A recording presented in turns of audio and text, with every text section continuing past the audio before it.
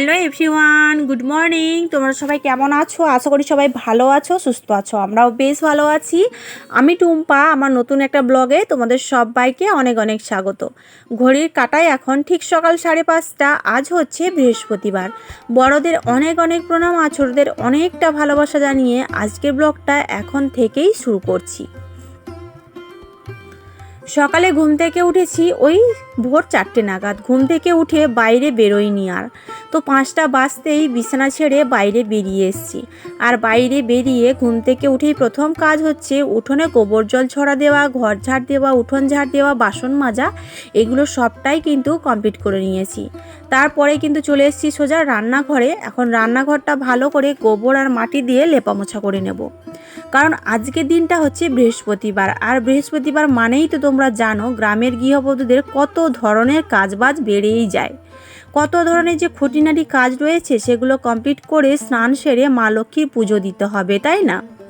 তো চলো, ওদিকে সোনা এখন ঘুমাচ্ছে আর আমি কিন্তু এদিকে টুকটুক করে সমস্ত কাজগুলো কমপ্লিট করে নিচ্ছি। তো আমাদের এদিকে বেশ কয়েকদিন ধরে এতটা পরিমাণে গরম পড়েছে কি বলবো তোমাদের, মানে গরমের চোটে থাকাই যাচ্ছে না। একেবারে ওই বৈশাখ জ্যৈষ্ঠ মাসকে হার মানিয়ে দিয়েছে। তাহলে ভাবো, এই বর্ষার দিনে যদি এত পরিমাণে গরম পড়ে তাহলে মানুষের শরীরটা তো এমনিতেই খারাপ হবে, তাই না? তো এখন ওয়েদারটা এতটাই খারাপ যে কি বলবো, আমার সোনা মামামেরও শরীরটা খুব একটা ভালো নেই গো। ওই বেশ কয়েকদিন ধরে সর্দি, কাশি, হাঁচি তো লেগেই রয়েছে। ওদিকে গ্যাস ওভেনটা পরিষ্কার করে নিয়েছিলাম, তারপরে কিন্তু স্নান সেরে ঘরের পেছন দিকটাতে এসেছি ফুল তুলতে। ফুল তোলা কমপ্লিট করে তুলসী তলায় পুজো দেওয়া কমপ্লিট করে এখন চলে এসেছি ঘরের মধ্যে। আমার মা লক্ষ্মীর আসন পেতে একেবারে পুজো দেওয়া কমপ্লিট করে ফেলেছি। আমার লক্ষ্মী, নারায়ণ, আমার গণেশ, আমার মহাদেব সবাইকে একেবারে শ্রদ্ধা ভরে পুজো দিয়েছি। আর পুজো করতে না আমার বেশ ভালো লাগে গো, সেটা ছোট্টবেলা থেকে আমি পুজো করতে ভীষণ ভালোবাসি।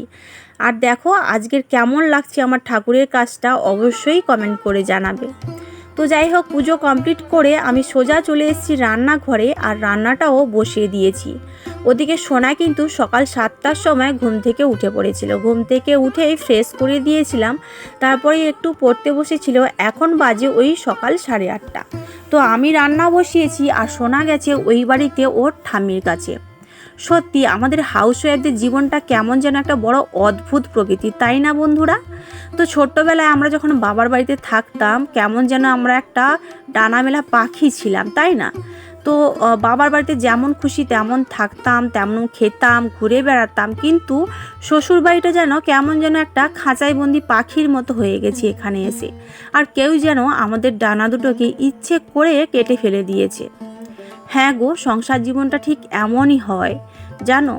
তো বিয়ের আগে মেয়েদের জীবনটা সম্পূর্ণ অন্য রকম থাকে, আর বিয়ের পরে জীবনটা সত্যিই পাল্টে যায়। সত্যি ভাবলে কেমন যেন, মানে কি বলবো, বুকের ভেতরটা কেমন যেন একটা করে ওঠে। তো যাই হোক, সকালে রান্না কমপ্লিট করে সোনাকে খাইয়ে দাইয়ে ওকে স্কুলে দিয়ে এসেছিলাম, আর আমিও ওর সাথে বসে ভাত খেয়ে নিয়েছিলাম। তো এখন ওকে স্কুলে দিয়ে এসে আমি সোজা চলে এসেছি কলপাড়ে ড্রেসটা চেঞ্জ করে। তো ওই যে রান্না যে করছিলাম বেশ কয়েকটা বাসন কোসন পড়েছিল, সেগুলোকে আর ধোয়া মোছা করার সময় পাইনি। তো সেই জন্যে ফিরে এসেই রান্নাঘরটা ভালো করে কালি উনুনটা লেপা মোছা করলাম। তার সাথে সাথে কলপাড়ে এসে এই যে বেশ কয়েকটা বাসন কোসন এখন মেজে ধুয়ে পরিষ্কার করে নেব। এই যে বিয়ের পরে বাসন মাজা, ঘর সংসারের সমস্ত কাজ একা হাতে সামলানো, যখন এই সমস্ত কষ্টের কাজগুলো করি না, শুধু এই কাজগুলো নয় গো, যাদের একা সংসার, যারা একা হাতে সব কিছু করে তাদের মানে কি বলবো, কষ্টটা অনেকটাই বেশি হয়। এদিকে সংসারের কাজকর্ম, সেদিকে বাচ্চার দেখাশোনা, তো চাপটা অনেকটাই বেশি হয়ে যায়। আর সেই মুহূর্তে আমার কি মনে হয় জানো, মনে হয় সত্যি জীবনে বিয়ে করে না অনেকটাই বড় ভুল করেছি। তো বিয়ের আগে নিজের পায়ে দাঁড়ানোটা অবশ্যই দরকার ছিল, কিন্তু না, সেটা তো অনেক কিছু চাপ মানে কারণে হয়ে ওঠেনি।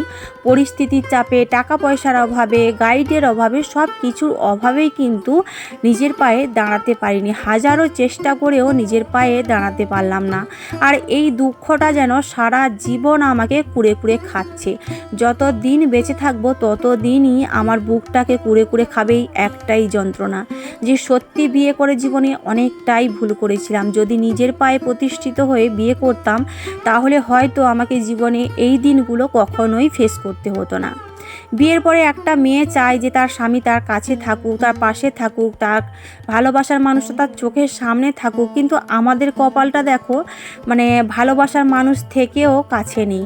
মানে সেও একজন মানুষ, তারও মানে সেও কষ্ট করে পড়াশোনা করেছে, সব কিছু করেছে, সেও নিজের পায়ে না দাঁড়াতে পেরে আজকে সংসারের জন্য দেখো প্রবাসে গিয়ে পড়ে আছে। সত্যি জীবনটা বড়ই অদ্ভুত, তাই না গো? মানুষের জীবনটা ওই যে হয় না যে চিন্তা ভাবনা সিদ্ধান্ত সব কিছুই কিন্তু একেবারে ডিসিশান সব কিছুই কিন্তু চিন্তা ভাবনা করেই নিতে হয়। যে কোনো কাজ করতে গেলে চিন্তা ভাবনা করেই পা ফেলতে হয়।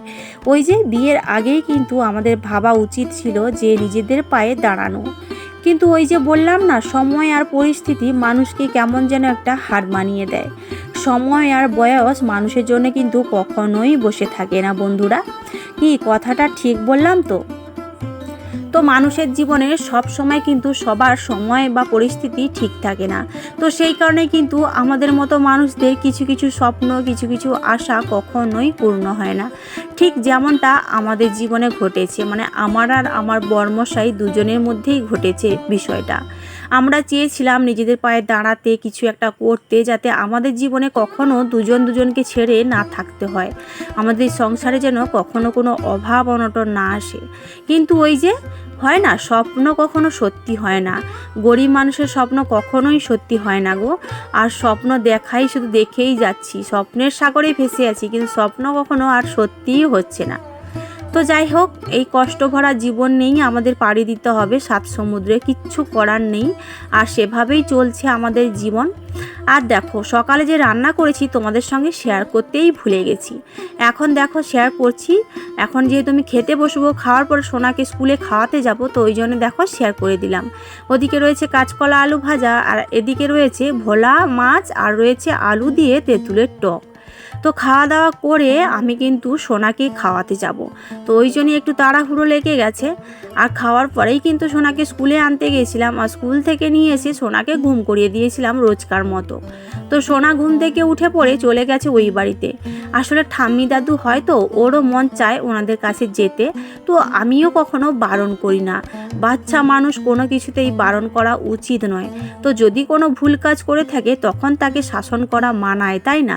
কিন্তু নিজের মানুষদের কাছে যাওয়াটা আটকানো একেবারেই উচিত নয়। আমি যেটা মনে করি, তোমরা কি ভাবো অবশ্যই কমেন্ট করে জানাবে। তো সন্ধেবেলা বানালাম একটু চা। তো এখন মা মেয়ে মিলে চা খাবো, তার আগে সোনাকে ওই বাড়িতে আনতে গেছিলাম চাটা বানিয়ে রেখে। তো ওকে নিয়ে এসে চা খেলাম, সোনাকে পড়তে বসলাম, আরও কিছু হাতের কাজ বেশ কয়েকটা ছিল সেগুলো করলাম। আর এখন ফাইনালি চলে এসেছি, দেখো ওই যে বিকেলবেলা জামা কাপড়গুলো তুলে আনছিলাম, সেগুলোকে এখন ভাঁজ করে তুলে রাখছি। এরপরেই তো রয়েছে রান্না বান্না হবে, বিছনাপাটি হবে, তারপরে খাওয়া দাওয়া করে ঘুমাতে যাব। সত্যি এই যে একটা বাঁধা ধরা নিয়ম, তার সাথে সাথে নিজেদের কষ্ট পরিশ্রম সব কিছু যেন একসাথে মিলেমিশে একাকার হয়ে গেছে। সত্যি কথা বলতে কি, যখন একা ঘুমাতে যাই না, যখন নিজের সংসারের কথা, হাজার কথা মাথার মধ্যে আসে, তখন মনে হয় সত্যি সত্যি একেবারেই বড় ভুল করেছি আমরা জীবনে নিজের পায়ে না দাঁড়িয়ে। তো সেই জন্যই বলবো, যারা এখনও বিয়ে করনি, আনম্যারিড রয়েছো, তোমাদেরকে বলবো আগে নিজের পায়ে দাঁড়াও, নিজের গোড়া শক্ত করো, পায়ের মাটি শক্ত করো, তারপরেই বিয়ে করবে। দেখবে জীবনে অনেক হ্যাপি হবে, অনেক ভালো থাকবে। আমাদের মতো এরকম কষ্টের জীবনযাপন কখনোই ফেস করতে হবে না। কারণ কি বলতো, মানুষ ওই যে সারাদিনে 3 বেলা না খেয়েও যদি একবেলা খায় না, তার ভালোবাসার মানুষটা, কাছের মানুষটা যদি তার চোখের সামনে থাকে, তাহলে তার কোনো কষ্টই কিন্তু কখনোই কষ্ট বলে মনে হবে না। কিন্তু আমাদেরকে দেখো, আমরা কিন্তু এই যে একে অপরকে ছেড়ে মাসের পর মাস রয়েছি, এই যে কষ্ট, একটা চাপা কষ্ট বুকের মধ্যে, এই যন্ত্রণা কিন্তু কাউকে বলে বোঝানো যাবে না। তো তো চলো, অনেক কথা হলো, অনেক গল্প হলো, আর ভিডিওটা তোমাদের কেমন লাগলো অবশ্যই কিন্তু কমেন্ট করে জানাবে। আর হ্যাঁ, যারা এখনও পড়াশোনা করছো, যারা আনম্যারিড রয়েছো, তাদেরকে বারবার করে বলবো, তোমরা কিন্তু নিজেদের ভালোর জন্যে, নিজেদের সুখের জন্যে আগে নিজে কিছু করো, তারপরেই কিন্তু বিয়ের দিকে এগোবে। তাহলেই দেখবে নিজেদের জীবনে সুখ স্বাচ্ছন্দ্য সব কিছুই অটুট থাকবে। আর শ্বশুরবাড়িতে মানে যতটুকু না আশা করবে তার থেকে দ্বিগুণ ভালোবাসা পাবে, আর সুখে শান্তিতে সংসার করবে। আমাদের মতো এরকম ভালোবাসা পাওয়ার জন্যে মাথা ঠুকে ঠুকে মরতে হবে না। তো যাই হোক, একেবারে ঘেমে নিয়ে স্নান করে গেছি, দেখতেই পাচ্ছ সন্ধেবেলা। তো রান্না বান্না কমপ্লিট করে নিয়েছি, নেওয়ার পরেই কিন্তু তোমাদের সাথে কথা বলছি। রাতের খাবার কিন্তু রেডি হয়ে গেছে। তো কি খাবার বানিয়েছি চলো তোমাদের সঙ্গে শেয়ার করি। দেখো, রাতের খাবার বানিয়েছি গোলার রুটি। তো 3টে রুটি বানিয়েছি। তো এগুলো মা মেয়ে এখন খাবো, তারপরেই কিন্তু ঘুমাতে যাব। আর বিছানাটাও করে নিয়েছি। আর বন্ধুরা, তোমরা কিন্তু অনেকেই আমাকে কমেন্ট করছো, দিদিভাই তোমার ভিডিওটা ভালো হচ্ছে, ভালো লেগেছে। তো কমেন্টগুলো দেখে ভীষণ ভালো লাগছে গো, ভীষণ ভালো লাগছে। এভাবে আমার পাশে থেকেও আমাকে সাপোর্ট করো, আর খুব তাড়াতাড়ি আমার 1000 সাবস্ক্রাইবার পূরণ করে দাও, আর ওয়াচ টাইমটাও পূরণ করে দাও। এইটুকু অনুরোধ তোমাদের কাছে, তোমাদের এই গরিব দিদিভাইটা অনুরোধ রাখছে। চলো, আজকের মতো এখানেই শেষ করছি। টাটা।